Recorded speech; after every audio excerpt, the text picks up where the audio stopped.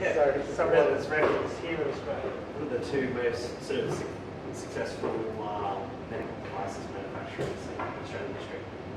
Besides next to Cochlear.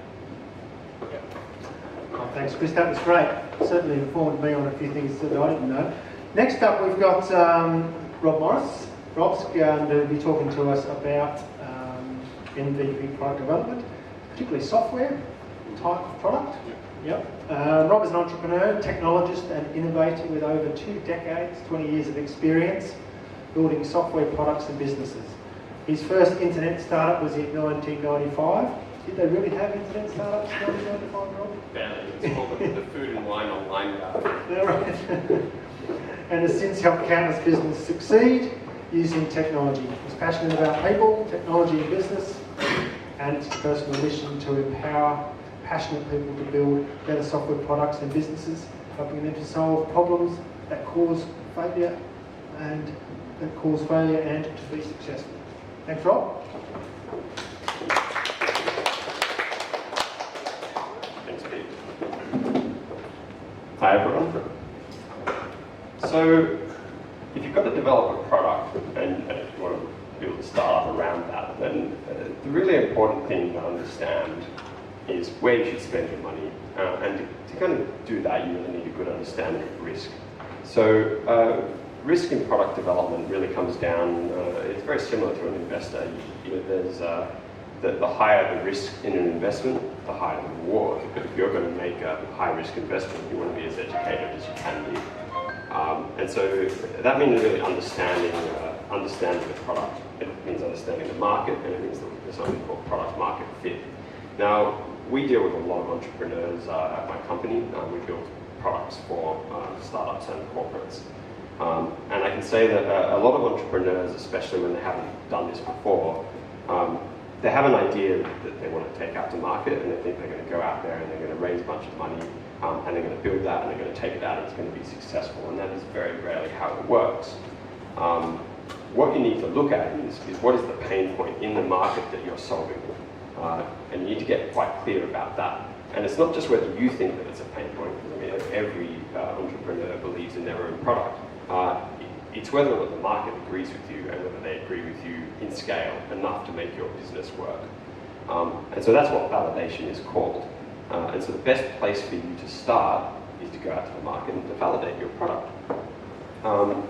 So there's a certain element of time into that as well, because if you spend too long researching something, maybe you're going to miss the opportunity. So there's always a sweet spot. Obviously, if you wait 10 years, somebody else might do your idea and you'll have a very good idea of whether there's product market fit for it, but it might be a little bit too late for you. Another really important concept to consider is return on investment. So, you might have, say, 3 ideas, all of which you might consider to be equal. When you go out to look at what the market wants, you might discover that one of those ideas is actually a lot more interesting and people are willing to pay a lot more money for it. Maybe you like one of the other ideas better, but it's not going to really form a viable base for your startup.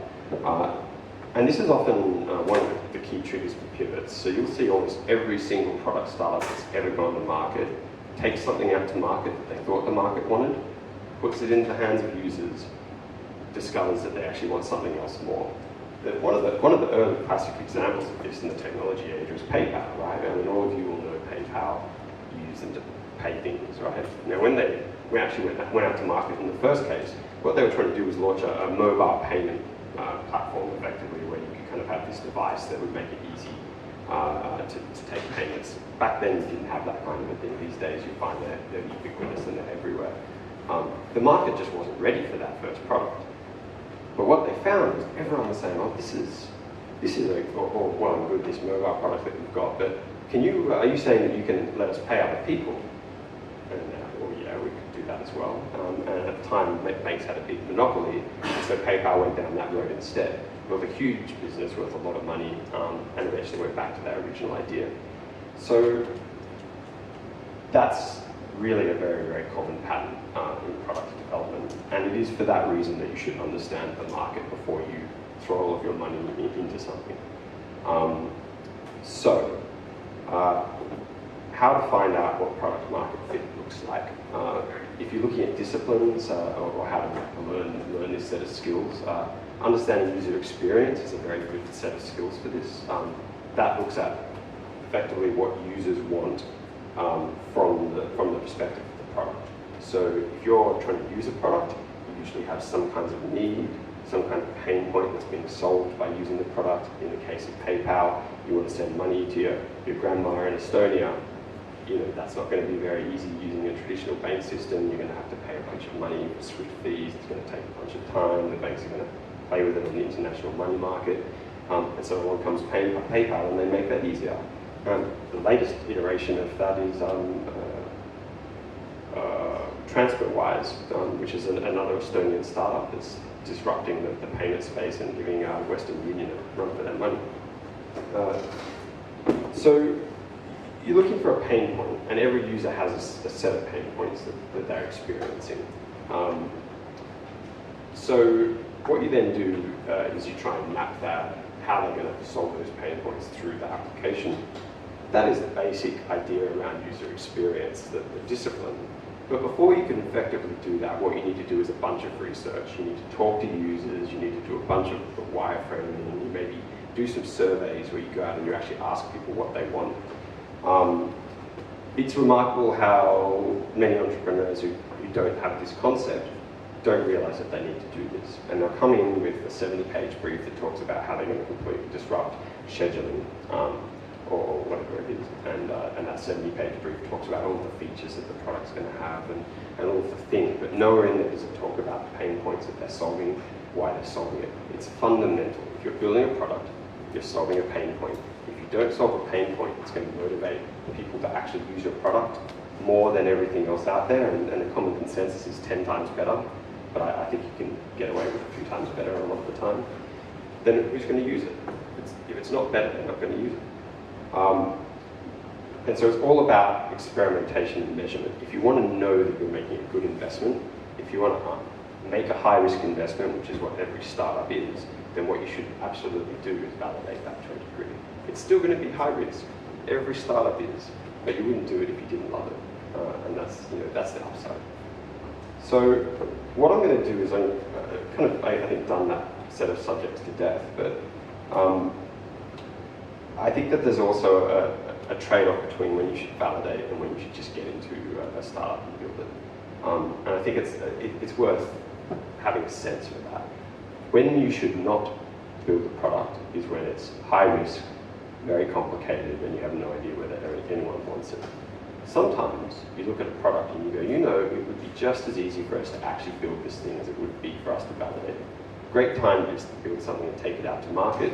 This is what you'll see in hackathons. Sometimes people build a product in a couple of days, put it out to market, find out everyone wants it. Great. If you want to do that, if you find an idea that you can do that with, that's excellent. There aren't that many out there that are that easy to put out, because obviously if they're that easy, somebody's usually thought of them before. But when you find the opportunity, jump on it because it won't stay around very long. Now, about finding opportunities, they tend to come up intersecting with your own experience in the world.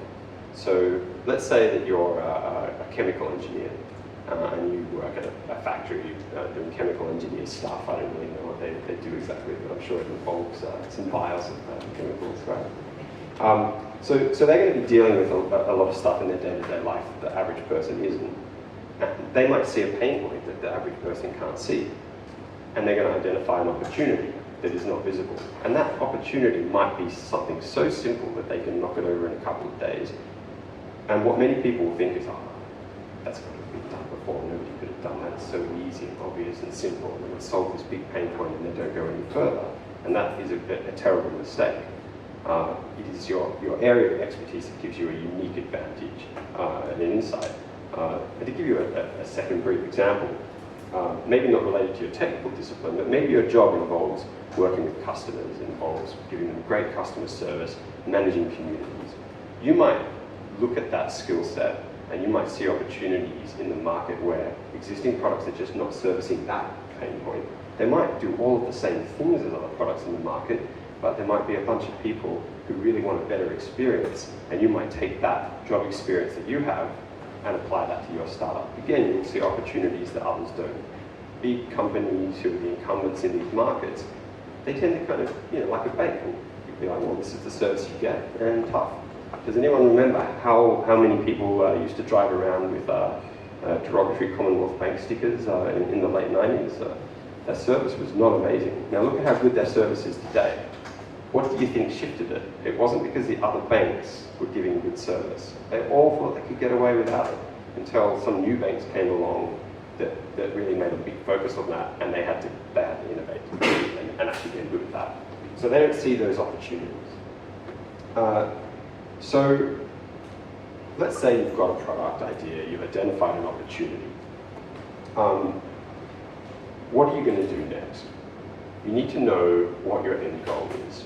Are you going to try and get the thing revenue positive? Are you going to try and bootstrap it, put your money into it, build up the product, take it out to market, start selling it, get some money, build a profitable business? Or are you going to go and try and get an investor to give you some money so that you can build it? And when should you do one or the other? So bootstrapping takes longer, typically 1 to 2 years. If you're lucky, you might be able to do it a little bit quicker than that, but you're in there for the long haul. You need to be prepared to spend all of the money that you need to spend to get through that process all the way through, including your own living costs, if you're going to do that. If you're a person that's had some success before, that's probably easy. If you're like most entrepreneurs, you're going to be eating 2-minute noodles for a few years there. And so that's a decision that you shouldn't take lightly, but there are some big advantages to it, which is that investors tend to take a lot of the ownership of your company, and if it's successful, you won't have that much of it left by the end of 2 or 3 raises. I've seen some entrepreneurs end up with less than 5% of the company they founded, just to give you an idea of how bad it can get. And you work very hard for that 5% if you're an entrepreneur, right? So bootstrapping has its benefits, but it does take longer. And it is your money, you're not really sharing that pain around when you fail so much. Investment completely changes the profile of what you're looking for. It's typically actually a downside to get early revenue in a startup when you're looking for investment, because it sort of shatters the dream a little bit, and investors going to look at it and go, oh, we've got some revenue, but only that much. What you really want to be able to do is go, wow, look at the possibilities of all of the revenue we could be making. Here's our model, and this is all of the traction that we're getting. Traction means users using the product. Facebook is the classic example of this. They went out for years for free, giving you the product, no advertisements. They got everyone using a huge adoption, and then they used that to get huge valuations, raise a bunch of money, and eventually, after many years of high adoption, they went out to market and actually started making money on it. So that's a classic strategy if you're looking for a raise. But because of that, it completely changes what you're looking for. You're no longer looking for revenue. What you're looking for is to prove that the product works and that people want it. So how do you get there if you need to build a technology product? There are a few options, and they all have pros and cons. So let's, for the sake of argument, say that this applies only to non-technical founders. Because if you're a technical founder, you probably have an advantage here. So you can go out there and you can find a CTO, get them in on sweat equity or on some half-half mix of equity and cash. And their job will then be to look after all of the technology aspects of your business. Now, if it's a technology business, they have the bigger job of the two of you. And so fundamental question number one is, how do you find a good CTO if they have to do a lot of the hard work in taking an idea out to market? The problem is that most of the good ones have plenty of their own ideas, and they're probably quite happy to take their own idea out to market instead of yours. As entrepreneurs, we quite often value the idea a lot. I've literally had startups come in and say, well, we just want you to build it and take it to market, we'll give you 10%. And at that point, it's sort of like, well, why don't I just build and take one of my own ideas to market, and I'll take 100%, thank you very much. And this is the problem with CTOs as well. If you can get a CTO on a sweat equity basis, they're usually not going to be that experienced, unless you get lucky and you can get somebody who really believes in your product and is highly engaged in it. And so that's the fundamental problem. A lot of the CTOs that you can get, a lot of the tech co-founders you can get aren't that great. When you can get lucky and get one, then it's a wonderful thing, but they're never going to be a silver bullet. Offshore outsourcing is a really common solution to building a tech startup. It is cheap, it's relatively easy, but the team may not gel. They often haven't worked with each other before. They're usually not particularly good at what they do in a broad sense. They can do whatever the technical discipline that they focus on is, but when you ask them to kind of make vague, fuzzy kind of decisions that you need to at a startup, they tend not to do those very well. That tends to translate into product quality. That combined with the fact you kind of tend to get personalities clashing as the team beds down means you have a high rate of failure. It's actually a really high-risk strategy to get a team together, is to say, hey, I'm going to build a product, I'm going to bring a bunch of people who have never worked together before, I don't know if they get along, I'm going to put them in a room, and I'm going to try and build something. It is cheap. That is definitely true. Sometimes it's a cheap way to go nowhere. Working with a specialized team, you get quality, you get a gelled team, you get people where you can see what they've been able to execute. They're also going to cost you a lot more. They tend to be a lot more focused on onshore resourcing. You're going to be buying in the market. It's expensive, right? A lot of startups just can't afford that unless they've got funding. And then you go back to the square one problem, which is you're going to need some funding because it's hard to bootstrap with that kind of a team. You're probably going to give away a bunch of your startup. So the best advice I would have to you in terms of figuring out how to technically approach your startup is, one, push that part out as far as you can. You can probably validate without writing a single line of code. You can probably validate without creating a product. You can do what a bunch of the early e-commerce portals did. I can't remember if it was Etsy or somebody else, but they wanted to find out if people would buy shoes online. Nobody was selling them. Thank you. So they went and took a bunch of photos of shoes in shoe stores and stuck it up on a fake e-commerce site. And people wanted to buy a lot of them, and so then they kind of were struggling to kind of go into the shoe stores and buy the shoes so they could ship them to people, and they set up a business and went from there, and they're worth a lot of money these days. And that's what we call validation, right? So that's a lot cheaper than going out and building the thing and finding out that no one uses it. You sort of get around all of these problems on how you do it.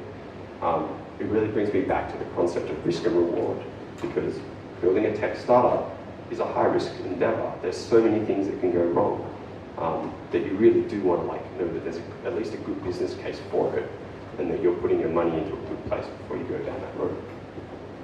So there are two halves to a technology product. There's the product, and then there's the technology.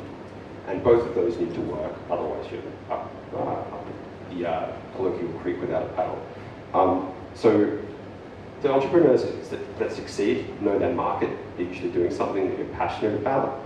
You usually have access to that market in some way, so you have connections that you can use.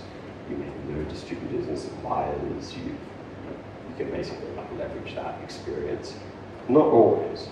The passionate thing I think is pretty important though, because you're going to get knocked on the head so many times as an entrepreneur that if you're not passionate, you're not going to keep getting up for as long as it takes to get the thing off the ground. You're going to get tired of it at some point before that, right?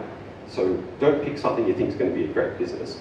Pick something that you think you're going to love doing, and then find out how to make it a great business. And that is what product development is all about. So it's knowing the market, having access to the market, it's researching your users, it's doing all of the UX stuff, it's doing some more UX stuff, it's doing some more UX stuff. Crap products don't sell. UX is how you make them, not crap. Focus on just one key pain point every time. Don't think about the 5 or 6 things that are wrong with the market. Pick one, just one. One is enough in almost all products that you might come across. It'll make it significantly simpler and cheaper if you can get something out, put it in the hands of users, test whether they want it or not, and go through the cycle again. Solve the second and the third pain point on subsequent iterations. Add them as new products to your feature offering, right? Like, go, this is the core, that can be a complementary product, we can add that in. Test your product with real people, face to face, so you can see how they interact with it, what they think of it. I got a great little example of this, maybe about like 7 or 8 years ago. We were building a big system to manage a large hair removal, laser hair removal franchise.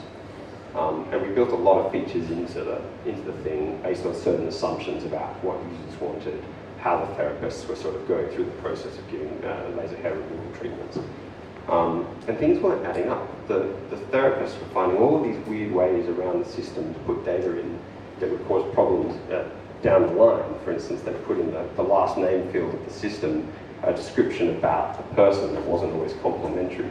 And when we perhaps send out a postal broadcast, it would be like, hello Mary Jane, that bitch always like spends an extra 3 hours talking to me and wasting my time, maybe not going to come back to your business, right? So you want people not to put that data into that field, but we couldn't understand why they were doing it, because there was a field for this. So we sent our head of creative out to get some laser hair removal done. This poor guy called Morris from Serbia.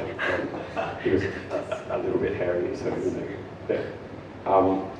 And we discovered a bunch of really useful insight because he went through the experience of being a customer and he saw how time poor the therapists were and how little time they actually had to capture the information. And it turns out the reason why they put all of this information in the last name field is because they didn't have to press tab to get to the next field and they wanted to quickly type it in.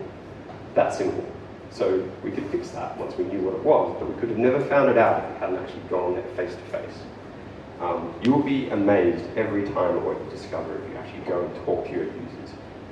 A lot of the most successful entrepreneurs you've seen did exactly that. They went door knocking, they went out, they talked to people, they just got in people's faces. The temptation in technology is to sit off in a room somewhere and write the technology and put it out and use all the tools. Get in people's faces, it's really important. Finally, iterate.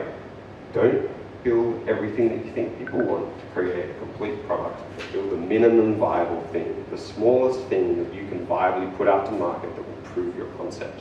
Put it out, find out what people want, make some refinements to it, put the next version out, find out what people want, make some refinements to it, iterate, iterate, iterate. Finally, be prepared to pivot, because once you put it out that first time and find out what people really want, you're going to need to do that thing. Reuse all of the stuff that you've done. Who's kind of following along so far? Am I kind of rattling through too many subjects at once? Does anyone want to do like some intermediate questions before I out of time? No? Okay, I'll skip into the last part, which is about developing software. So building software is really hard. And where most people fall down in building software is not the technology part, it's understanding how to successfully deliver software projects. And you need to understand a few fundamental truths about software before it makes any sense. So software is fundamentally a journey. You will never know where you're going to end up at the start, sort of like product development. If you use the old school waterfall methodology, which was largely used by NASA to put rockets on the moon, it worked great for them. It's very, very expensive. What you do is you start at the beginning, you do what's called requirements analysis, where you figure out what people want. Then you write a really big document that no one likes to read. And then somebody reads that document and they write what's called a functional specification, which describes how the thing's going to work based upon those requirements. And usually that tends to triple the size of the requirements document. I've seen get upwards of 800 pages before. Good luck to anyone actually digesting 800 pages of functional specification. Once you've done that, then you often tend to also produce a technical specification which describes how you're going to implement the functionality, and that tends to double in size again. I've seen technical specs upwards of 2,000 pages. They actually print out about a 2,000-page document is about that thick. So you can actually kill someone if you hit them over the head with it.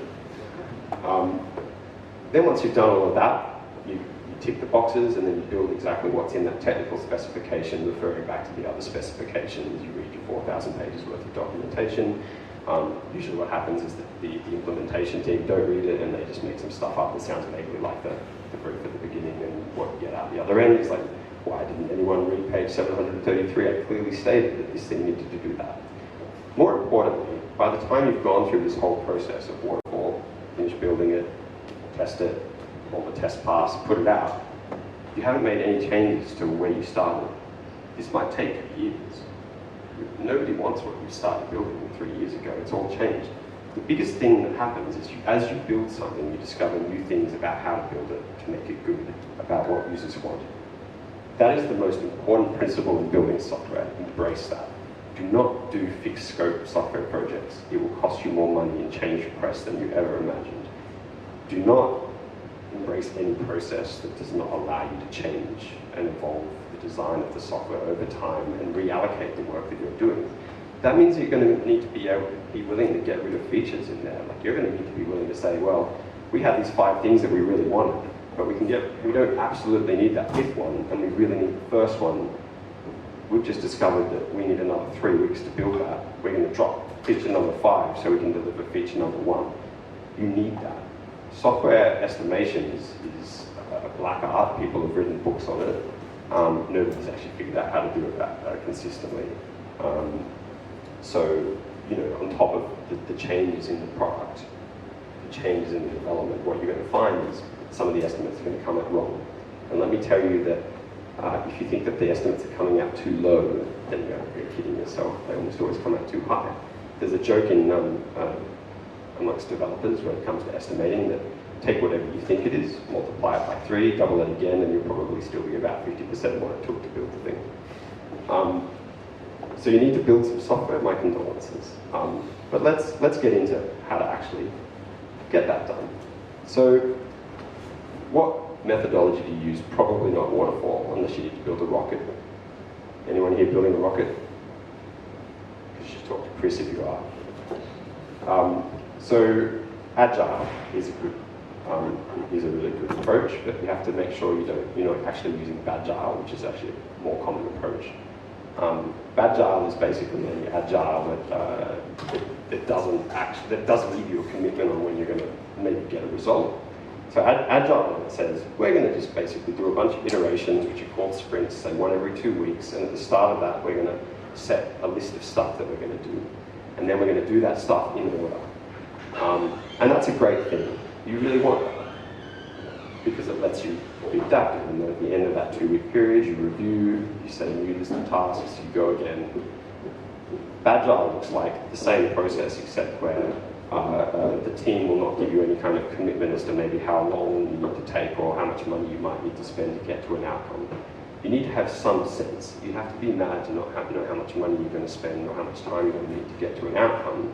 You can't know exactly, that's why it needs to be flexible, but any team that's saying, no, we can't give you that is not really going to help you. So I'm going to jump through a few kind of more technical concepts just quickly, because I think it's worth you guys being aware of them. Architecture. Should you build what we call a monolithic stack, which is where you build everything in like one big building, and you've got a bunch of different floors, and maybe they've got some separation, but it's all effectively one thing.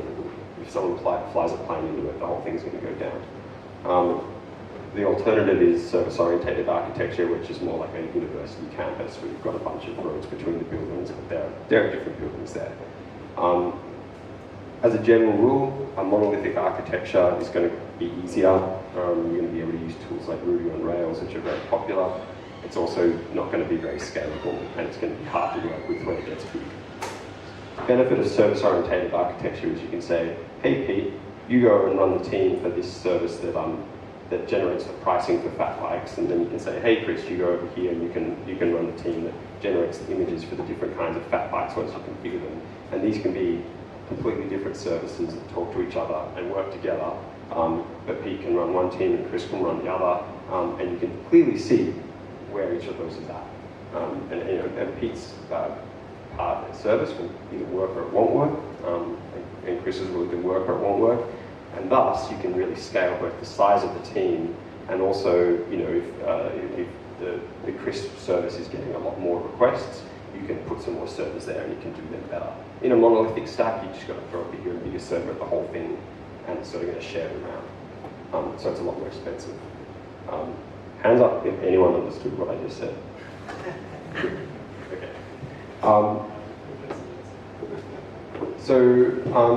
So basically, if you're building a prototype, that means you probably want to consider doing it as a monolith, just to keep it kind of simple and cheap.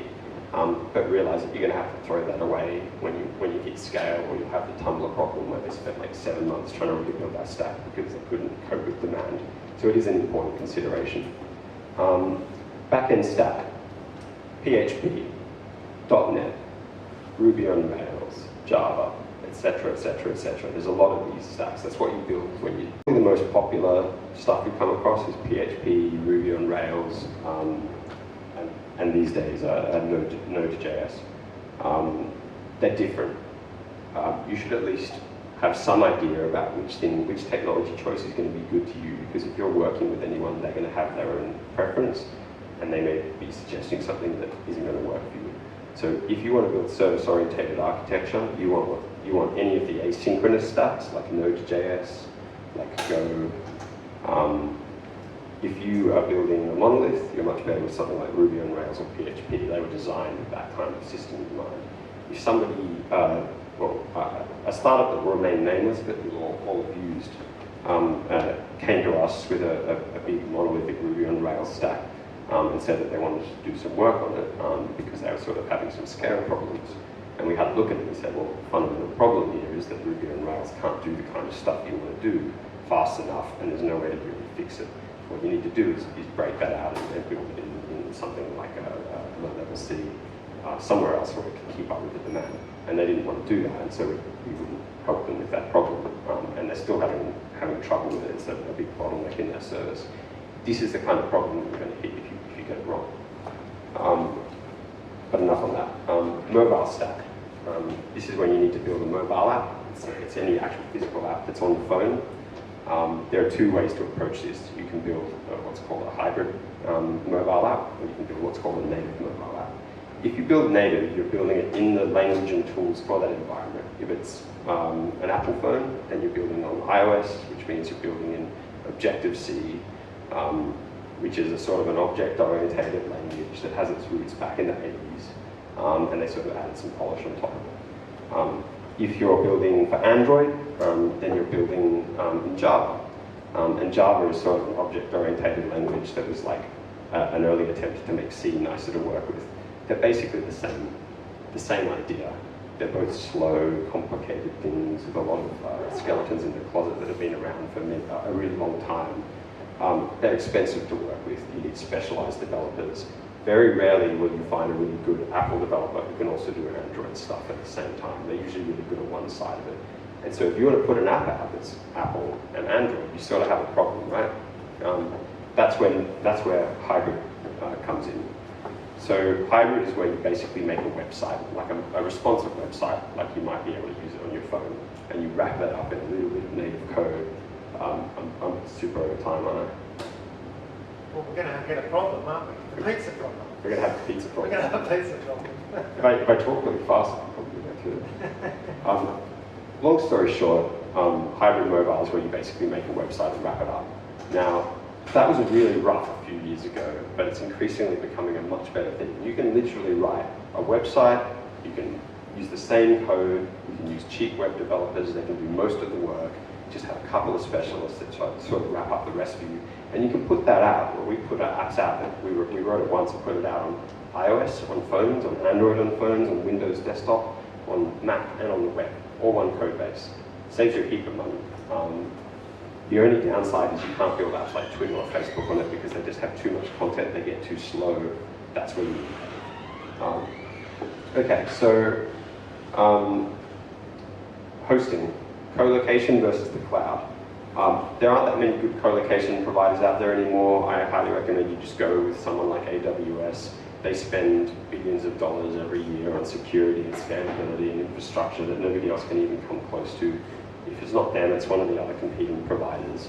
You're never going to get close to the level that they have in your own environment.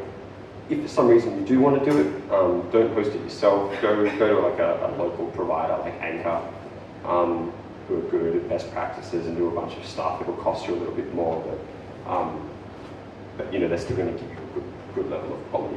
That's really important, by the way. Hosting is really important. When your hosting goes down and it doesn't work, nothing else works. It seems really like technical and abstract and irrelevant to your problems until it's suddenly the thing that's causing your business to fail. I had a very successful UK and US-based startup that does a bunch of stuff with National Geographic and Life magazine. Called me up in the middle of the night about 3 months ago and asked if I knew the CTO of a particular Australian tech startup, because their product had stopped working and they were going to go out of business if they didn't get to speak to it in the next 2 hours. Luckily, I knew the guy, I put them in touch, and they sorted it out. That's an infrastructure problem. You really don't want those. So when you actually get some developers together, there are a few things you can do to get them really productive. Pair programming is a really important thing where you sit 2 developers together and they program one thing. One person writes the code and another person watches. You'll get much better quality code if you insist on this as a regular thing. It's a really good technique. You want to have source control. You don't want somebody writing some stuff, putting it on their computer and not having access to it. You want them to use something like, if you're old school, SVN or CVS or some of these really ancient technologies. These days, pretty much everyone uses something like GitHub. It's a cloud-based provider that does your source control for you. If you have source control, you can see which programmer did what the code they wrote was. If you lose some stuff, you can always get it back. Don't do software without source control. You want all of your developers to have a similar style. If you don't know anything about coding, you probably want to get someone who does to kind of make sure that the developers you're bringing on are actually all going to agree. A really easy example of that is object-oriented versus functional. Very different styles of programming. If you get a programming team that's halfway down the middle, they're going to spend all their time fighting with each other over how to solve problems rather than building a product. And there are holy wars in this stuff, right? Like, we're not talking about fights, we're talking about protracted 3-month-long fights where they won't actually do anything. You really need to make sure that you have, at the very least, a style guide, and you're hiring developers that can kind of fit with the approach that you've said is going to happen. There is no one right way, there's just a way you're doing it for any one project. Bugs and code complete. So what to expect when you're done? Well, usually not done. What happens is you build all the features, and the programmers say we're done, and then you put it into testing and you discover that nothing works. That's a phase we like to call integration. That's where you build all the features, and then you have to pull them together and make them play nice. After that comes a phase called user acceptance testing, which is really where we actually go, hey, we've built a bunch of stuff, does it do what you wanted it to do? The answer is usually in some material ways no, which is why it's important to get there as early as possible, and why Agile is such an effective technique, because you get to look at that and do that once every 2 weeks. So by the time you hit the end, you don't have something that's just not going to be useful for you. Finally, unit testing, integration testing, human QA. There's a bunch of different kinds of testing. You should basically be doing all of them. The more you have, the more expensive it gets. Unit tests are pretty cheap. Get your guys to write a bunch of unit tests. That just programmatically tests that the thing works how you expect it to work. Integration tests are like where you say you want to make a payment to an e-commerce gateway, take a credit card payment. You need an integration test to prove that, because it's not internal to the code, it's actually going to talk to something. They are a lot harder to do right, because obviously you can't fake a request to an e-commerce gateway. You're going to have to actually put a transaction through. So there's some tricks around how you can not do that, but it's a much harder part of it. You should do a little bit of integration testing, but that's where human QAs come through. Basically, once you've built the product, you stick it on what's called a staging server. You get a person who's versed in testing, and they have this big thing called a test script, and they run through a checklist, and they go, when I go to the login form and I put nothing in, what happens? Does it break? No, it works. It tells me I didn't put anything in. When I put valid details in, do I end up logged in? When I put gobbledygook and some extended ASCII in there, does it break or does it work? So they'll just test a bunch of different use cases for every feature, give you a bunch of ticks or crosses, and you know roughly where the thing is sitting. Finally, release protocols, and this is where a lot of teams fall down, even experienced teams. When you put something out, things can go wrong. If you're not prepared for things to go wrong, what can often happen is you can take your entire system down. If you've ever dealt with a provider which had an unexpected outage, it was probably because they tried to release something and screwed it up. You can do what I know, like say, hey you, or Beat the Queue does, which is spend like about 8 hours on every release, just double, triple checking everything to make sure it's thorough. Or you can try and automate it, or you can do somewhere in between. Long story short, you're going to eventually screw up a release, and it's going to be a huge headache. Having a release protocol and knowing what to do when something goes wrong, knowing who needs to talk to who, is really important. The last thing you want is 7 people all trying to call each other at 1 a.m. in the morning. and the guy that's trying to fix it, or the girl that's trying to fix it, can't get off the phone and actually fix it because everyone's calling it. So, having some of that stuff nailed down in advance is really important. Finally, good luck. A lot of people have built successful product technology businesses. There's a lot of really good material out there, and there are some really good people.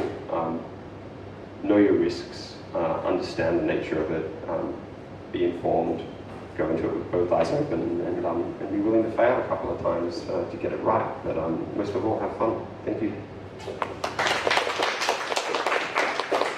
That's great, Rob. I wished I'd spoken to you and met you 2.5 years ago when I was doing my net funder, and I could have had a much better start on things. Won't do questions with Rob, but he'll be hanging around, won't you, Rob? So Yeah, I'll be around. That. Simon.